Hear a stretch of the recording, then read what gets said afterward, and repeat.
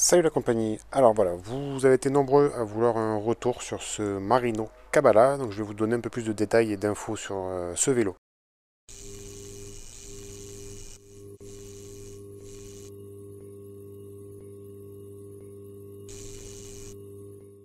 Alors ce vélo vient du Pérou, commandé directement chez le fabricant au Pérou, fait à la main en acier Reynolds 520.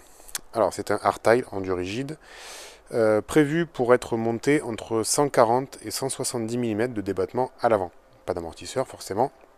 J'ai choisi la solution la plus extrême, 170 mm de débattement avec une RockShox Yari.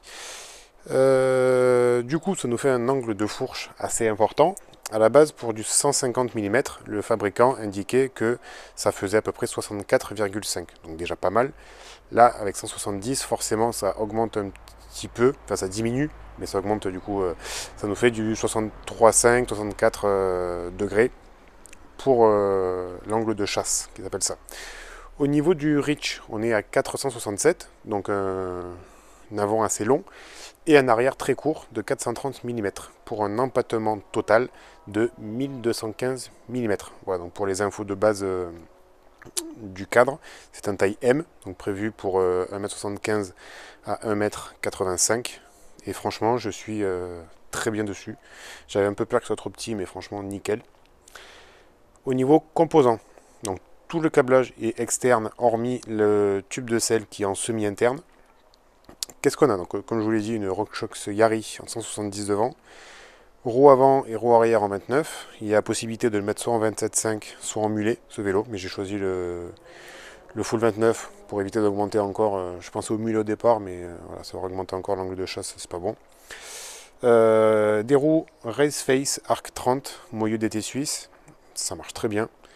C'est folie la rigidité de ces roues. Des pneumatiques Michelin. Alors ça c'est à voir, mais pour l'instant ça marche plutôt pas mal de ce que j'ai pu essayer. Michelin Wide AM2 en 2,40 derrière. C'est là que j'hésite un peu à passer en 2,6.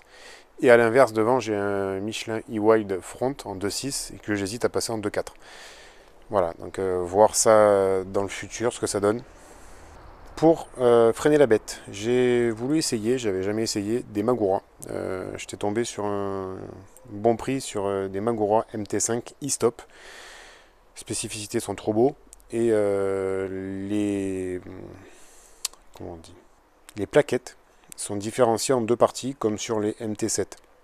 Donc ça, c'est pas mal. Un freinage très constant. Franchement, en plus, j'ai mis du 203 mm à l'avant et 203 à l'arrière. Et franchement, t'as un toucher, je vous en parlerai un peu plus en détail plus tard, mais pour l'instant, j'en suis ravi. Au niveau assise, une Selfun. J'avais le même modèle en rouge sur le Trek avant. Elle marchait bien, j'en étais content, j'avais pas trop mal aux fesses avec. Tige de selle en 170 de la marque Aimwave. Elle fait très bien le taf aussi. Poste de pilotage, j'ai pris ce que je connaissais, qui me plaisait. Une potence Fun en 50 mm avec un cintre en 785 que j'avais déjà de Fun. Grip All Mountain Style, mode camo, qui sont pas mal. Assez fins, mais il y a quand même une bonne prise en main. Les AVS, forcément, ça toujours, c'est obligatoire chez nous. Après ça, je vous en parlerai dans une autre vidéo, mais voilà, c'est tout je range mon matos, j'ai quasiment pas besoin de sac, hormis pour l'eau, mais je vous en parlerai plus tard. Un porte-gourde Giant avec une spécificité, il y a un multi-tool inséré dedans, donc ça c'est pas mal aussi, donc du coup pour éviter les outils.